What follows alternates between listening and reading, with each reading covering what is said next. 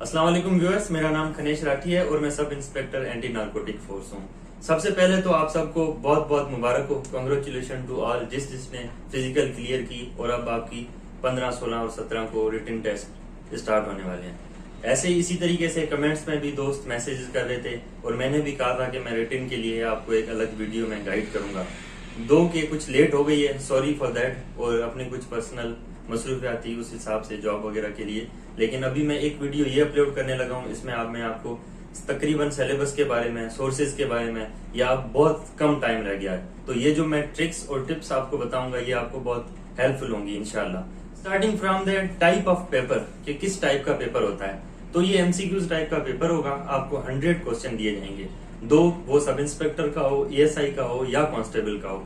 100 MCQs होंगे, इसमें आपको नेगेटिव मार्क्स नहीं होंगी। तो मेक श्योर यही करना है कि आपने 100 आउट ऑफ 100 आपने वो करने हैं, टिक करने हैं, अटेम्प्ट करने हैं, क्योंकि कोई आप छोड़ते हैं तो वो आप अपना नुकसान करते हैं। नेगेटिव हो तो समझ आती है कि यार अगर कंफर्मेशन नहीं है तो बंदा ना करे, लेकिन इसमें तो आपको नहीं भी है तो ठीक है, तुक्का लगाओ, वो भी जरा कैलकुलेशन से। तुक्का कैसे लगाना है, एमसीक्यू सॉल्व भी कैसे करने हैं, वो भी मैं आपको इस चीज में बताऊंगा, इस चीज के बारे में।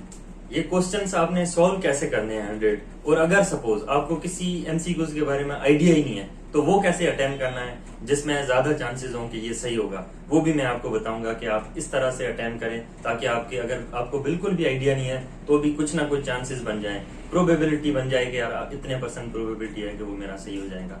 अब आते हैं कि ये 100 क्वेश्चन की डिवीजन किस तरह से होगी। तो ये इस तरह से डिवाइड होंगे कि आपके सबसे पहले 20 क्वेश्चन जो होंगे वो इंग्लिश के होंगे। इंग्लिश के 20 क्वेश्चन किस किस तरह से होंगे, उसमें से आपको कुछ मीनिंग्स पूछ ली जाएंगी इंग्लिश में, सिनोनिम्स, या आपको ऑपोजिट पूछ लिए जाएंगे, कोई वर्ड देंगे, बोलेंगे इनका ऑपोजिट क्या है। इसके अलावा आपको कोई सेंटेंस दे देंगे, 4 ऑप्शन नीचे देंगे, मीनिंग्स में भी ऐसे ही देंगे, ऑपोजिट में भी ऐसे ही देंगे, और सेंटेंस स्ट्रक्चर या सेंटेंस करेक्शन जिसको बोलते हैं उसके भी इसी तरह से ऑप्शन होंगे। उसमें कोई एडजेक्टिव की मिस्टेक होगी, प्रेपोजिशन की मिस्टेक होगी, किसी भी पार्ट्स ऑफ स्पीच में किसी भी चीज की मिस्टेक हो सकती है, शायद पंक्चुएशन की मिस्टेक दे दें, तो इस तरह से सेंटेंस करेक्शन का होगा। इसके अलावा अगर बात की जाए तो एक्टिव या पैसिव वॉइस भी दे सकते हैं, आपको एक्टिव वॉइस देंगे, 4 ऑप्शन में से कौन सा सही इसका पैसिव वॉइस है, डायरेक्ट, इनडायरेक्ट या नरेशन जिसको कहते हैं, तो वो भी आपको दे सकते हैं। तो मोस्टली यही होगा सिलेबस जिसमें, जैसे मैंने आपको बताया है। अगर वोकेबलरी की बात की जाए, मीनिंग और अपोजिट के अलावा वो हो गए जो इडियम्स भी दे सकते हैं आपको, या फ्रेजल वर्ब या फ्रेजेस भी दे सकते हैं, तो जरा उन चीजों को भी आपने देखना है। अब ये है कि वोकेब तो हजारों वर्ड्स हैं, जैसे जीआरई के वर्ड्स हैं, आइल्स के वर्ड्स हैं, तो कैसे देते हैं ये बड़ा क्वेश्चन होता है। जब हम भी तैयारी कर रहे होते तो हम वोकेब पढ़ते थे, हमें नहीं याद होती थी, तो यही परेशानी रहती थी कि यार कितने वोकेब के वर्ड याद करें। तो सिंपल टिप्स इसकी यही है कि जो पास्ट पेपर आप देखें सीएसएस के, कोई आपके पास बुक है, सपोज बुक नहीं है, इंटरनेट खोलें, पास्ट पेपर्स देखें सीएसएस के, जो प्रेसी एंड कंपोजिशन में जो वर्ड्स आए हुए हैं, 20 वर्ड्स आते हैं, 10 मीनिंग, 10 ऑपोजिट्स, उसको देखें, कम से कम वो करें, क्योंकि वो ज्यादातर रिपीट हो रहे होते हैं और वो बहुत ज्यादा इंपॉर्टेंट वर्ड होते हैं। और मोस्टली फेडरल की टेस्टें हो या ये डिपार्टमेंटल कमीशन हो या प्रोविंशियल जो भी कमीशन हो, तो उनमें से वो वर्ड्स रिपीट हो रहे होते हैं। इडियम्स हैं तो आप गूगल सेव करें 100 most repeated idioms in the federal public service commission exams या एनटीएस एग्जाम्स, तो आप वो पढ़ेंगे, तो ये क्या है कि आप अपने लिए एक स्मार्ट वर्क कर रहे हैं जिससे आपको कम पढ़ना पड़ेगा और ज्यादा चांसेस होते हैं, वरना तो बहुत ज्यादा वर्ड्स हैं, आपको नहीं समझ आएगी। इसके अलावा आपने सपोज ग्रामर है, उसकी कहां से करनी है। अब एक्टिव या पैसिव वॉइस है, उसका क्या करें, आप एक पेज लें, उस पर चार्ट बना लें अपना, कि यार अगर प्रेजेंट में है, प्रेजेंट सिंपल में है, तो उसका पैसिव कैसे बनेगा, उसका स्ट्रक्चर कैसे है, सब्जेक्ट कहाँ जाएगा, ऑब्जेक्ट कहाँ जाएगा, इसके हेल्पिंग वर्ब कौन से होते हैं, मतलब एक फॉर्मूला बना लें। अगर ये टेंस है तो किस टेंस में होगा, अगर ये टेंस है तो किस टेंस में पैसिव होगा। ये एक्टिव पैसिव का एक ही आप बना लें, और पेपर की नाइट वाले जो आखिरी रात होगी, लास्ट नाइट ऑफ पेपर, उस रात को भी देख लें। सिंपल इसी तरीके से नरेशन जो है, डायरेक्ट है, उसको इनडायरेक्ट कैसे करना है, उसकी भी एक आप चार्ट बना लें। मैं ऐसे करता था पर्सनली, अगर मैं अपने तरीके से आपको सजेस्ट करूं कि एक चार्ट बना लिया एक पेज पे, प्रैक्टिस भी कर ली, क्योंकि अभी 4-5 दिन है, अभी आपको ज्यादा टाइम देना पड़ेगा, और फिर जब रिपीटेशन करनी है लास्ट नाइट पे या लास्ट डे पे, नाइट पे तो खैर नहीं करते, आराम ही करते हैं, लेकिन लास्ट डे पे जब प्रैक्टिस करें तो वो पेज आप अपने सामने रखें, सारे फार्मूले आपके सामने होंगे, कम टाइम में ये आपके लिए कैच पॉइंट हो जाएगा। तो इसका मतलब ये है कि आपने इंग्लिश में एक थोड़ा बहुत वोकैब पे करना है। वोकैब कौन सी, जो मैंने आपको बताई है, पास्ट पेपर्स वाली, क्योंकि टाइम बहुत कम है। इसके अलावा आपने पार्ट्स ऑफ स्पीच, जो मैन है, मैन सबसे पहला आप देख लें इसको, प्रेपोजिशन को देख लें, एडजेक्टिव एडवर्ब्स को देख लें, क्योंकि इनका जो फर्क होता है ये बड़ा डिस्टर्ब करता है। ठीक है, इसके अलावा जो सेंटेंस के थोड़े से पंक्चुएशंस हैं उसको जरा देख लें।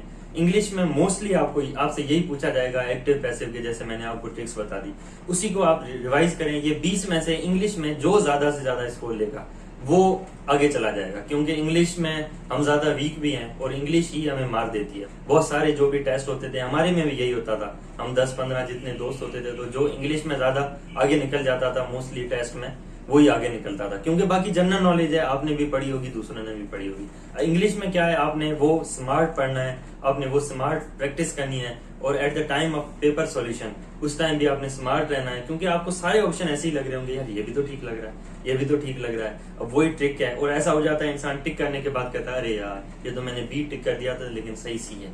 इवन आपको ऐसे भी होता है, मेरे साथ भी पर्सनली हुआ है कि बी टिक करने के बाद जब मेरी नजर पड़ी, अरे मैंने कहा यार ये तो सी था, अब टिक तो कर दिया है, दोबारा नहीं कर सकते। तो ये भी ट्रिक्स होते हैं कि आपने चारों ऑप्शन पढ़ने हैं, आपने अपने माइंड में सॉल्यूशन निकाल देनी है कि ये इसका आंसर है, उसके बाद आपने जाके टिक करना है। अगर इंग्लिश के बाद मूव फॉरवर्ड करें तो वो पाकिस्तान अफेयर्स या पाकिस्तान स्टडी कहें। अब पाकिस्तान स्टडी वैसे तो स्टार्ट होती है 712 से, जब मोहम्मद बिन कासिम आए थे ये सब कॉन्टिनेंट में, वहां से स्टार्ट होती है। तो आपको ज्यादा उसमें नहीं घुसना है। जो मेरी प्रैक्टिस थी कि ठीक है वो आए, थोड़े से इरा आपने याद कर देने हैं, मोहम्मद बिन कासिम के बाद कौन आया, ठीक है, गजनवी का एरा, गोरी का एरा, फिर मुगल एरा, या जो भी बीच में डायनेस्टी थी, स्लेव डायनेस्टी या तुगलक डायनेस्टी या वगैरह वगैरह जो भी डायनेस्टीज थी, फिर मुगल एरा, थोड़ा बहुत इनका देख लेना। मुगल एरा में से ज्यादा क्वेश्चन ये आते हैं कि कौन से मुगल एरा ने, मुगल इंपीरियर ने क्या बनाया, जैसे बादशाही मस्जिद किसने बनवाई या ताजमहल किसने बनवाया, इस टाइप के मुगल एरा में से ज्यादा क्वेश्चन आते हैं। इसके अलावा अगर फिर बात करें इंग्लिश में तो ये 1857 वॉर ऑफ इंडिपेंडेंस से स्टार्ट हो जाता है, जिसमें से आपको पूछ लेते हैं कि वाइसराय कौन सा था, जैसे पार्टीशन ऑफ बंगाल उस टाइम पे कौन सा वाइसराय था, या दूसरे जो होते हैं दिल्ली प्रपोजल हो गया, लास्ट वाइसराय कौन सा है, फर्स्ट वाइसराय कौन सा है, मुस्लिम लीग कब बनी, कांग्रेस कब बनी, कांग्रेस का पहला प्रेसिडेंट कौन था, मुस्लिम लीग का पहला प्रेसिडेंट कौन था, या फिर कायद आजम ने मुस्लिम लीग कब ज्वाइन की, फातिमा जिन्ना ने मुस्लिम लीग कब ज्वाइन की, सर सैयद अहमद खान ने कब पैदा हुए, या ये जो उन्होंने कॉलेज यूनिवर्सिटी बनाई वो कब बनाई, या फिर कायद आजम ने अपनी लीगल प्रैक्टिस कब स्टार्ट की थी, वो इंग्लैंड कब गए थे, इंग्लैंड से कब वापस आए थे, या कुछ और कायद आजम से रिलेटेड हो गए, सर सैयद अहमद खान से रिलेटेड हो गए, अलामा इकबाल से, फातिमा जिन्ना से, ये हो गए वो जो प्री पार्टीशन से। अब आफ्टर पार्टीशन अगर देखा जाए तो इसमें क्या आता है कि फर्स्ट प्राइम मिनिस्टर कौन सा था, कौन सा प्राइम मिनिस्टर जो था जो ज्यादा टेन्योर ज्यादा टाइम के लिए प्राइम मिनिस्टर रहा है, या ऑब्जेक्टिव रिजोल्यूशन किसको कहते हैं, या पाकिस्तान को कितने सालों बाद पहला अपना कॉन्स्टिट्यूशन मिला था, पहला कॉन्स्टिट्यूशन जब हुआ था नाफिज इनफोर्स हुआ था तो कौन सा प्राइम मिनिस्टर उस टाइम पे था, पहले कॉन्स्टिट्यूशन को किसने एब्रोगेट कर दिया था, खत्म कर दिया था, पहला मार्शल लॉ कब और किसने लगाया था, पहला मार्शल लॉ खत्म कब हुआ था, या जो वॉर्स विद इंडिया है 62 में ये कॉन्स्टिट्यूशन भी आया था, या 65 में वॉर विद इंडिया हुई थी, ठीक है, या फिर दूसरा जो अयूब खान की मार्शल लॉ थी वो खत्म हुई, तो फिर उसके बाद कौन चीफ मार्शल लॉ एडमिनिस्ट्रेटर था, या फिर 71 में जो इलेक्शन हुई, पार्टीशन ऑफ बंगाल, जुल्फिकार अली भुट्टो कब प्राइम मिनिस्टर बने, वो पहले प्रेसिडेंट भी बने थे, उन्होंने कौन सा कॉन्स्टिट्यूशन दिया, 73 में एक कॉन्स्टिट्यूशन आया था उसमें आर्टिकल्स कितने हैं, वो कॉन्स्टिट्यूशन कब खत्म हुआ, फिर जिया का टाइम कब स्टार्ट होता है, कब जिया का टाइम खत्म होता है, इलेक्शन फिर कब होते हैं, कितने साल बाद डेमोक्रेसी वापस आती है, फिर पहले बेनजीर की हुकूमत आई, फिर वो नवाज शरीफ की हुकूमत आई, या बेनजीर की हुकूमत को टॉपिल किसने किया, किसने बेनजीर की हुकूमत को खत्म की, या फिर नवाज शरीफ की जो हुकूमत आई फिर जो IJI बनी। तो कहने का मतलब ये है कि अभी ये जो मैं आपको पॉइंट्स बता रहा हूँ आप इसको सिर्फ एक लाइन में गूगल करें तो आपको वो आंसर मिल जाएगा। जरा सा वो आप हिस्ट्री से जब गुजरेंगे ना तो यही क्वेश्चन आपसे पूछे जा सकते हैं और कुछ नहीं पूछेंगे।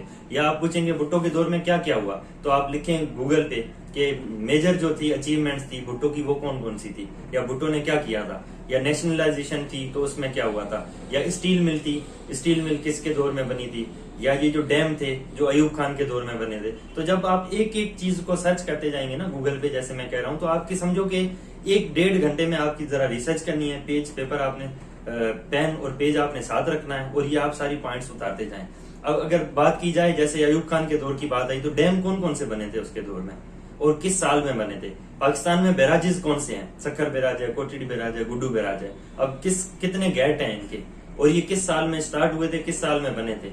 अब इनका दूसरा नाम क्या है, कोटिडी ब्राज का दूसरा नाम क्या है, या फिर शहरों के नाम पूछते हैं तो पुराना नाम क्या है। अभी सपोज फैसलाबाद है तो उसका पुराना नाम क्या है।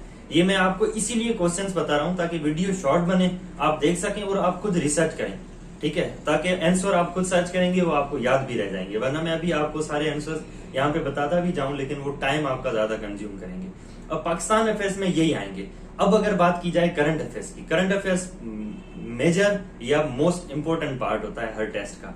एक जैसे मैंने इंग्लिश में बताया, दूसरा करंट अफेयर्स में, क्योंकि न्यूज तो आप देख रहे होंगे। पाकिस्तान की पॉलिटिकल सिचुएशन, आपको पाकिस्तान के प्राइम मिनिस्टर, प्रेसिडेंट से लेके major cabinet members, education minister कौन है, फाइनेंस मिनिस्टर कौन है, फॉरेन मिनिस्टर कौन है, इनके नाम आने चाहिए। फिर सीएम्स जो भी हैं, चीफ मिनिस्टर्स ऑफ प्रोविंस, उनका नाम आपको पता होना चाहिए। गवर्नर्स कौन है उनका नाम पता होना चाहिए। स्टेट बैंक का गवर्नर कौन है उसका नाम आपको पता होना चाहिए, ठीक है। इसके अलावा आपको बजट के बारे में पता होना चाहिए कि इस साल बजट में कितना टारगेट रखा गया है या कितने पैसे की बजट पेश की है। या फिर आपसे ये पूछ सकते हैं कि UN general secretary, United nation का जनरल सेक्रेटरी पाकिस्तान में कब विजिट हुआ था उसका। इसके अलावा आपको हमारे डिपार्टमेंट के भी आने चाहिए कि प्रीवियस डीजी साहब कौन से थे, या अभी डीजी कौन से हैं, director general of anti narcotic force. या आपसे चीफ ऑफ आर्मी स्टाफ का पूछा जा सकता है, या कोर कमांडर्स जो अभी चेंज हुए हैं तो आपको पेशावर कोर का कौन है कमांडर, ऐसे कोर कमांडर का भी आना चाहिए। या अभी जो हेलीकॉप्टर वाकया हुआ था, बहुत बड़ा सानिया था, उसमें कौन शहीद हुआ था, लेफ्टिनेंट जनरल साहब कौन से थे, या दूसरे जो शहीद हुए थे उनके नाम आपको आने चाहिए। या कितने शहीद हुए थे ये पूछ सकते हैं मोस्ट प्रोबेबली। ये बात होगी पाकिस्तान के बारे में, पाकिस्तान करंट अफेयर्स की। अब अगर वर्ल्ड वाइड बात की जाए तो जैसे सबसे मेन और इम्पोर्टेंट वाकया कि ये जो क्वीन एलिजाबेथ II इनकी डेथ हुई है तो ये किस डेट को हुई थी, या ये कब पैदा हुई थी, या पाकिस्तान पे या ओवरऑल ये क्वीन बनी कब थी, कौन से साल में बनी थी। इस टाइप के आपको क्वेश्चन आ सकते हैं। या यूएस पे आपको पूछ सकते हैं कि यूएस का प्रेसिडेंट कौन है, फर्स्ट यूएस वाइस प्रेसिडेंट कौन है, उनका नाम क्या है, या फर्स्ट वुमेन कौन सी है जो वाइस प्रेसिडेंट बनी है, या फर्स्ट कोई वुमेन बनी है प्रेसिडेंट, या उनके सेक्रेटरी जनरल कौन से हैं, या कोई फॉरेन मिनिस्टर का उनके या फॉरेन सेक्रेटरी का पाकिस्तान का विजिट हुआ है, या लेटेस्ट कौन सा जो लास्ट टाइम विजिट हुआ होगा हमारे प्राइम मिनिस्टर का या हमारे प्रेसिडेंट का किसी और कंट्री में, तो वो भी पूछ सकते हैं। तो करंट अफेयर्स ऐसे ही इर्द गिर्द घूमती रहती है। इंडिया के बारे में आपको पूछ सकते हैं, अफगानिस्तान के बारे में पूछ सकते हैं कि अमेरिका कब अफगानिस्तान से चला गया था, या श्रीलंका में जो हालात चल रहे हैं उसके बारे में पूछ सकते हैं। रशिया यूक्रेन वॉर है उसके बारे में पूछ सकते हैं कि वो कब स्टार्ट हुई थी या वो खत्म हुई है, या मतलब यूक्रेन का कौन सा कैपिटल है, रशिया का कौन सा कैपिटल है, यूक्रेन का कौन सा प्राइम मिनिस्टर है, रशिया का कौन सा प्रेसिडेंट या प्राइम मिनिस्टर है। प्राइम मिनिस्टर और प्रेसिडेंट आपको मोस्टली आने चाहिए जो जो इम्पोर्टेंट कंट्रीज हैं। फॉर एग्जाम्पल इम्पोर्टेंट कंट्रीज कौन सी हैं, यूएसए हो गया, रशिया यूक्रेन इम्पोर्टेंट इसलिए है क्योंकि उनका एक हॉट टॉपिक चल रहा है। इसके अलावा हमारे जो इर्द गिर्द कंट्रीज हैं उनका आपको पता होना चाहिए। इसके अलावा यूके, जैसे अभी उनकी एक बनी है प्राइम मिनिस्टर रिसेंटली, वो चेंज होके दूसरी बनी है तो उसका आपको नाम आना चाहिए। कनाडा का आना चाहिए, फ्रांस का आना चाहिए, जर्मनी का आना चाहिए, ऑस्ट्रेलिया का आना चाहिए, तुर्की का आना चाहिए, मलेशिया का आना चाहिए। ये कुछ इंपोर्टेंट है तो आप याद रखना। इसके अलावा करेंसीज या कैपिटल्स कुछ इंपोर्टेंट कंट्रीज के आने चाहिए क्योंकि टाइम कम है। जिन लोगों ने पहले से तैयारी की होगी उनको तो ये चीजें आ रही होंगी। अभी जो बिल्कुल जिन्होंने रिवाइज करना है ये उनके लिए वीडियो है, या फिर बिल्कुल जिन्होंने पढ़ा ही नहीं है अभी से स्टार्ट करें ये वीडियो उनके लिए कि उन्होंने कैसे पढ़ना है, उन्होंने कौन कौन सी चीजों पे फोकस करना है। ये मैं चीजें बता रहा हूँ, ये बिल्कुल कम भी नहीं है, बिल्कुल ज्यादा भी नहीं है। ये आपने स्मार्ट वर्क में कवर करनी है ताकि कम से कम ये जो 4-5 दिन है इसमें आप कवर कर सकें। ये आप ये ना समझे कि मैंने आपको सिर्फ सिलेबस बताया है, मैंने ये जो चीजें बताई हैं आप चेक करना टेस्ट के बारे में। अगर ये इसमें से क्वेश्चंस आए तो फिर आप कमेंट कर देना कि थैंक यू इसमें से क्वेश्चंस आए हैं। तो इसके लिए आपको क्या करना पड़ेगा, ये जो मैं क्वेश्चंस बता रहा हूँ इसको आपने सर्च लाजम करना है, इसके आंसर निकाल लें या फिर याद रखो या लिख लो रिवीजन के लिए। Last time revision last day पे जो करते हैं उसके लिए आप ये लाजिम नोट डाउन करें। करंट अफेयर्स के बाद अगर बात करें तो वो जनरल साइंस और एबिलिटी है, जो हमने बेसिक जनरल साइंस पढ़ी है, मेनली जानवरों के बारे में, प्लांट्स के बारे में, जो एनिमल प्लांट्स के बारे में हमने पढ़ा है वो। इसके अलावा प्लेनेट्स जो स्टार्स हैं उनके बारे में, मरकरी हो गया, वेनस हो गया, कि कौन सा नियरेस्ट है, कौन सा ब्राइटेस्ट है, कौन सा मॉर्निंग स्टार है, कौन से प्लेनेट में ज्यादा मून्स हैं। तो ये आपको पता होना चाहिए कि ये कैसे इसकी फिनोमेना है, ये जरा पढ़ लेना। कोई वीडियो भी आप यूट्यूब पे देख लेंगे उसमें भी बहुत अच्छे से ये डिस्क्राइब किया होगा। इसके अलावा आप विटामिन के बारे में पढ़ लें कि कौन से विटामिन है टोटल, कौन से विटामिन की डेफिशिएंसी से क्या होता है, तो ये विटामिन के बारे में भी आप लाजिम पढ़ें। इसके अलावा कुछ डिजीज के बारे में पढ़ें जो प्रीवियस आए हुए हैं क्वेश्चंस। इसके अलावा नोबेल प्राइज के बारे में भी पूछ सकते हैं कि इस दफा नोबेल प्राइज किसको मिला है, किसी मेडिसिन की फील्ड में किसको मिला है, या उसकी लिटरेसी की फील्ड में, लिटरेचर के फील्ड में किसको मिला है, या ये भी पूछ सकते हैं कि कौन से पाकिस्तानी को सबसे पहले नोबेल प्राइज मिला था, या यंगेस्ट कौन सा पाकिस्तानी था या वर्ल्ड वाइड था जिसको नोबेल प्राइज मिला है। तो ये आपने लाजिम सर्च करना है। अभी अगर मैं ये क्वेश्चन बता रहा हूँ, जिन्होंने पढ़ा होगा उसके जहन में इसके आंसर आ भी रहे होंगे कि यंगेस्ट कौन सा है, फर्स्ट पाकिस्तानी कौन सा है, या इस दफा लिटरेचर में किसको मिला है।